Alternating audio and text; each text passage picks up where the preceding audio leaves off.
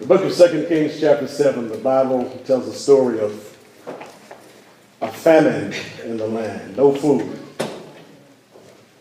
anywhere. Times were so hard, things were so desperate that people began to cook their babies and eat them for dinner.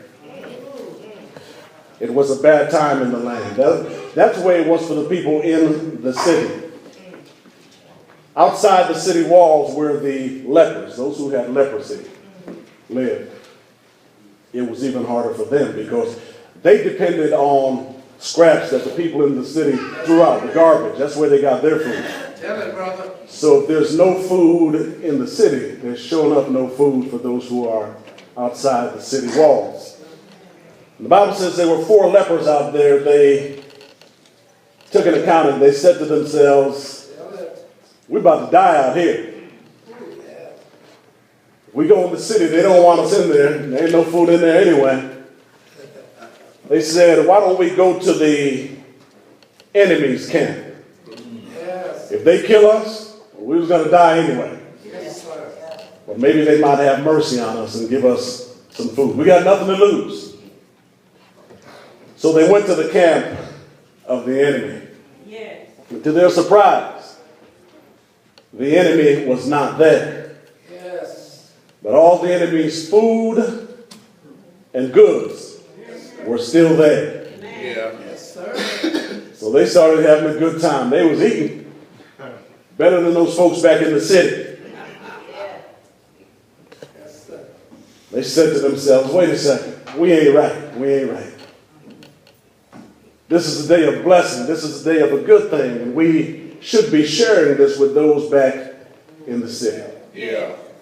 So they brought the news back to those in the city and ended the famine.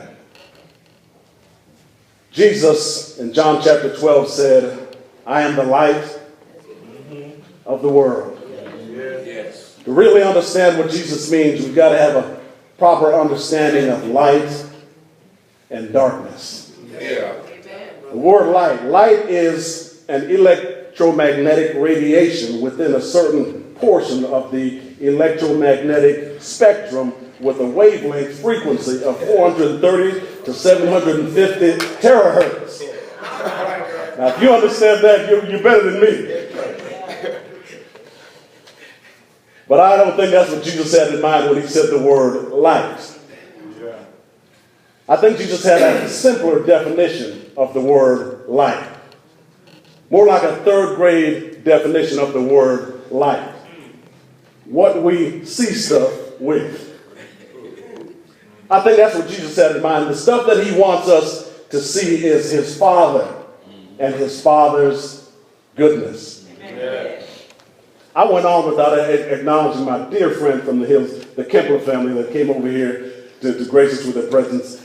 Welcome them. Please be sure and don't let them leave here without a hug and a holy kiss from everybody. Yeah. Jesus' intention was to bless us with his Father's goodness. His Father sent him to the earth to lead us out of darkness into his marvelous light. And so I am the light of the world means I am what my Father intended to help you. Now, Jesus would not have said, I am the light of the world to a world that was full of light. He said, I am the light of the world to a world that was filled with darkness. Yes. If I walked in here at 12 noon with a bunch of flashlights, it's bright and sunny outside, and I started handing out the flashlights, you wouldn't be particularly excited. What am I going to do with this? But if it was 12 midnight and we were in the middle of a power outage, you'd be all upon me for those lights, wouldn't you? Yes. You'd be desperate for those lights.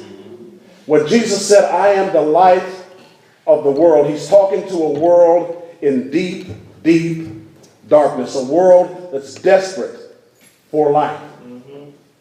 And when he's talking about darkness, John chapter 12 and verse 46, the Bible says, I've come into the world as a light, so that no one who believes in me should stay in darkness. About 7 o'clock this evening, the sun will be down. It will be dark outside.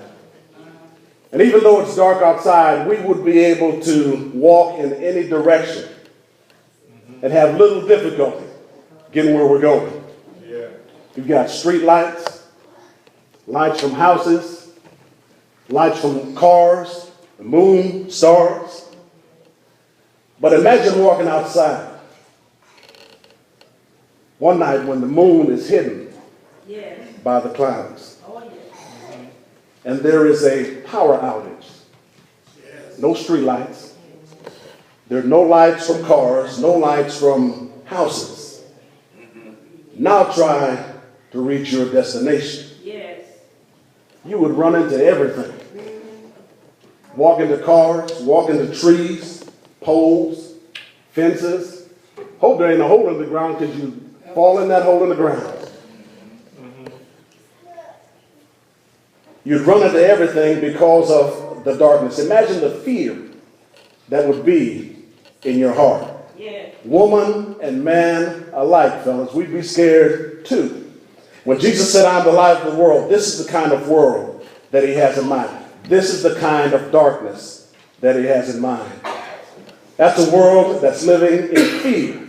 A world that has no hope. A world that does not know where it's going. John chapter 12, verse 35. Jesus said, you are going to have the light just a little while longer. Walk while you have the light before darkness overtakes you. Whoever walks in the dark does not know where they are going. Now, Jesus is using the idea of physical light to teach us about spiritual light, which is salvation. And he's using the idea of physical darkness to teach us about spiritual darkness, which is damnation. Physical darkness is bad. Spiritual darkness is worse. Physical darkness is temporary. Spiritual darkness is eternal. I don't know whether you've ever experienced a blackout. It's not fun. It's not fun. You long for the power to come back on. It's scary. When Jesus mentions light, light brings sight. Darkness brings blindness. So Jesus is giving us sight where there was blindness. Jesus mentions light. Light brings safety. Darkness brings danger. Jesus is giving us safety where there was danger. Light brings confidence. Darkness brings fear. Jesus is bringing confidence where there was fear. Light brings hope. Darkness brings despair. Jesus is bringing hope where there was despair. Light brings life. Darkness brings death.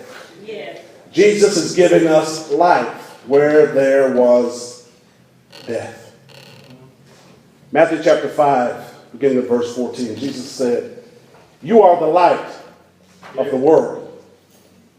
A city on a hill cannot be hidden. Neither do people light a lamp and put it under a bowl. Instead, they put it on its stand, and it gives light to everyone in the house. In the same way, let your light shine before others, that they may see your good deeds and glorify your Father who is in heaven. Jesus said, you are the light of the world. Did he say you are the light of the church? No. Why not? Because he wants us to go into all the world shining his light.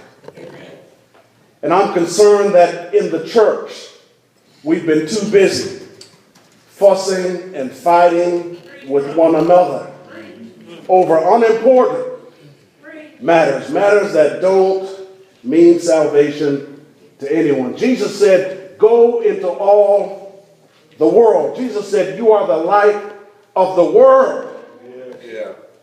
And I'm afraid we've spent too much time fussing and fighting in the church to be about Jesus' business. Imagine this is a storm shelter. And there's a storm going on outside. We've made it into the shelter.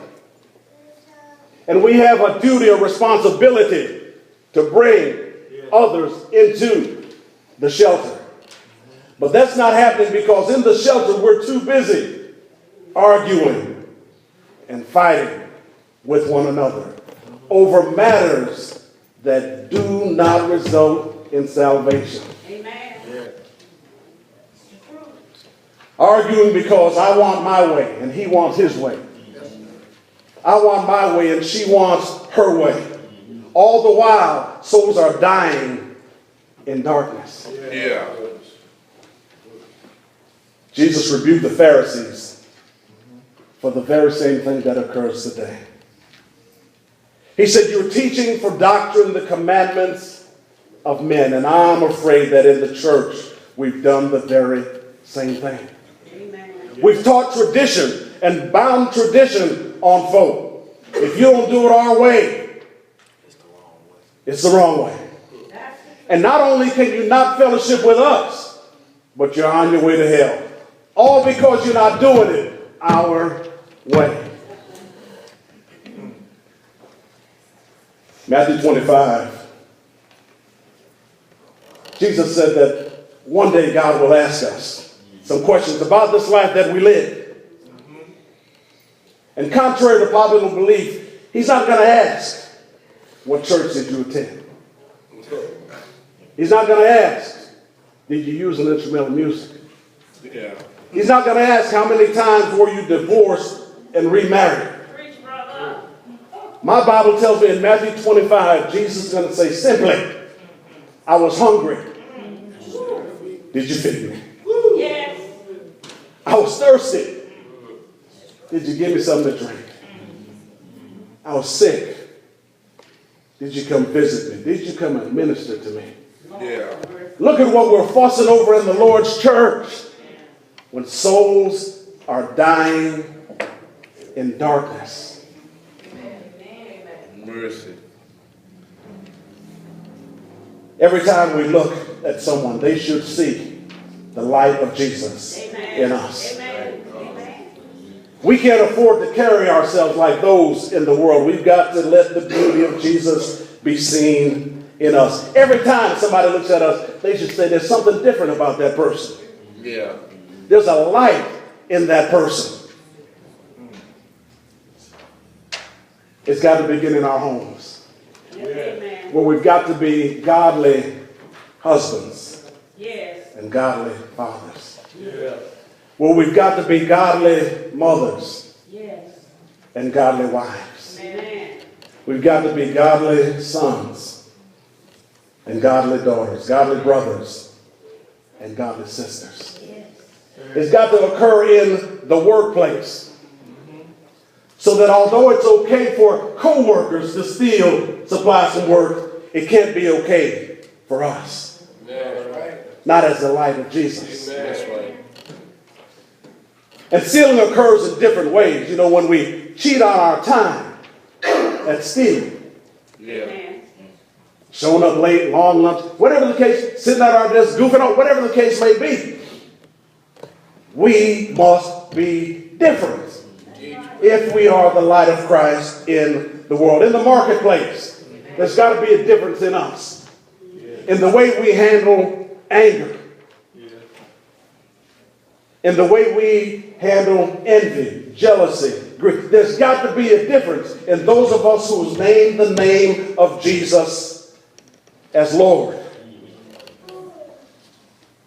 The failure to let our light shine has done more damage to the Lord's church than most any of the issues that we argue about in the Lord's church. Yeah. The failure to be a good example of Christ-like living in the world has done much more damage than many of the issues that we fuss and fight over in the Lord's church. My brother David put it this way in his 19th Psalm. The law of the Lord is perfect, refreshing the soul.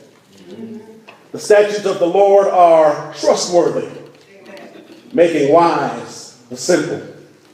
The precepts of the Lord are right, giving joy to the heart. The commands of the Lord are radiant, giving light to the eyes. The fear of the Lord is pure, enduring forever. The decrees of the Lord are firm, and all of them are righteous. They are more precious than gold, than much pure gold. They are sweeter than honey from the honeycomb. By them is your servant warned. In keeping them, there is great reward. But who can discern their own errors, my hidden faults? Keep your servant also from willful sins. May they not rule over me. Then I will be blameless, innocent of great transgression. May these words of my mouth and this meditation of my heart be pleasing in your sight. O Lord, my rock and my redeemer. Jesus said a city on a hill cannot be hidden. I went to El Paso for the first time last year. My kids are stationed there. And one thing in El Paso, you may not see some of the beautiful flowers. You may not see some of the beautiful trees in El Paso, but one thing you will not miss in El Paso is the mountains. You can't miss them. Everywhere I looked was mountains. When Jesus said a city on a hill cannot be hidden, that's what he had in mind. Everywhere you look, you're bound to see it. And as light in the world, Jesus said, that's the way we must be. So that all the world will see. Neither do people light a lamp and put it under a bowl. Now Jesus is showing them the very reason that they were enlightened, so that they would enlighten others. When people turn on a light, they don't cover it up. They hold it up so it will benefit them and everybody else around them. That's what Jesus has in mind. That's why Christ gave us his light, so that others will see him in us. It's not to be concealed, but to shed light on the surrounding wicked and dying world. He said instead they put it on a stand, and it gives light to everyone in the house. If all we did as Christians was work Monday through Friday, go shopping on Saturday, go to church on Sunday, and do the same thing the next week, if that's all we did, and then we died, and people spoke about us, they said, I don't know much about it. They had a routine. Went to work, went shopping, went to church. That's it. I don't know anything more about them. That's a life that Jesus would condemn. That's not letting our light shine. That's putting our light under a bowl where no one can benefit from it. That's a wasted life that does not glorify God. Jesus said in the same way, let your light shine before others. We need to be walking billboards for Jesus. You know those flashing arrows? Those need to be pointing at us so the world will know this is what Jesus looks like. That's what Jesus means when he says you are the light of the world. We need to make a splash in this world. I love watching Olympic divers when they go into the water. They don't hardly make a splash. It's just smooth and quiet. But when I get in there, it's a different story. See, I got a little bit of mischief in me. I remember when I was a kid and I'd go swimming. The girls, they like to sit along the edge of the pool and look pretty. They got their hair all dead. They ain't trying to get that hair wet. Yeah. Even they got a new swimsuit, they ain't trying to get in that pool. But because I got mischief in me, I can't let that go. So I'm going to jump off that diving board and come down in that water in such a way that it makes the biggest splash and just soaks them off. Because I got mischief in me. Yeah.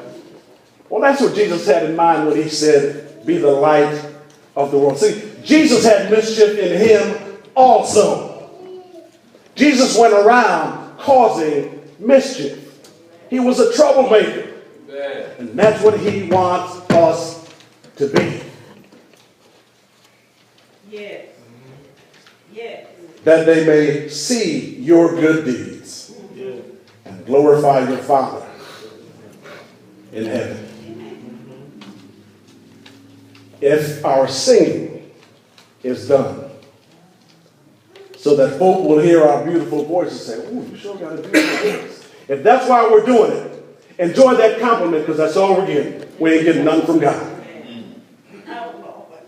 If our preaching, our teaching is done so that people will say, "Man, you're a good preacher. You're a good teacher." Enjoy that compliment, because that's as good as it gets. You get nothing from God. That's not me talking. That's Jesus in Matthew chapter 6.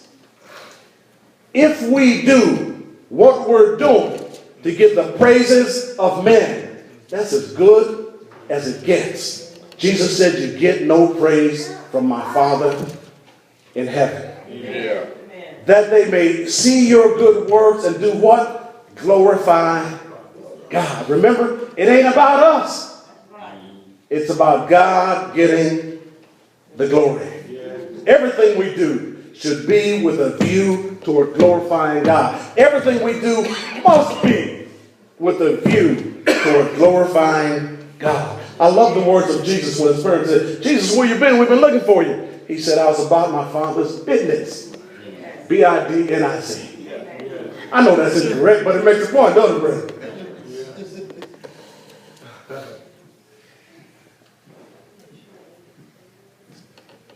One of these days, I'd like to go to the Grand Canyon. I've never been there.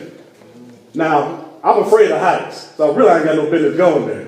But I want to go. I've seen the pictures and I'd like to go. So I did a little research on it, and the Grand Canyon, I think close to 700 people had died there. And I'm reading about some of the deaths there, and I'm thinking, well, that'll never happen to me. One individual, he was taking a picture of the canyon, and in the process of taking a picture, he slipped and fell, and that was it. Now, see, that can't happen to me. That can't happen to me. Cannot. Because I'll never get that close to it. I'm not a photographer, can't even operate a camera, but I'm married to a geek, as you all know, and she's introduced me to the telephoto lens, which means I can stay way back and get that picture. Imagine this scene. We're at the Grand Canyon, and it's pitch dark. Pitch dark. You have a flashlight. And you hear a large crowd of people coming. Now you know what's waiting for them if they keep walking. You've got a light. If they keep walking, Aubrey, it's certain death. Yeah. They can't see that edge. You know it's there because you got a light. Jesus said, "You are the light of the world." You know if they keep walking, every one of them will die. When he said, "You are the light of the world," Jesus put us in the same position as the lepers. Yeah. They were out there with food that they could have kept to themselves. But they said, "We ain't right. We ain't right at all. We have salvation. We know there's death back in the city. We got salvation in our hands. And we ain't right to keep it to ourselves. We have a good thing. No, we have a great thing that needs to be shared with the masses. This is what Jesus had in mind when he said, you are the light of the world. You have salvation in your hand. This is what Jesus had in mind in Matthew 28 and Mark 16 when he said, go and share the light with everybody so that my message of salvation is heard by those who are dying in darkness. Like the lepers, we've got to ask ourselves, is it right to keep the good news to ourselves? The question I leave with you, are we doing right? If you're here this morning and you haven't been blessed by the light of Jesus, it's your desire to have a walk with God. Yeah. We'd love to talk to you about that. We'd love to fellowship with you. Your desire to have a closer walk with God. If your walk with God is not what it should be, we'd love to pray with you. Whatever your need this morning is, a salvation need, if it's a prayer need, public prayer or private prayer, we'd love to meet with you. Please make your needs known.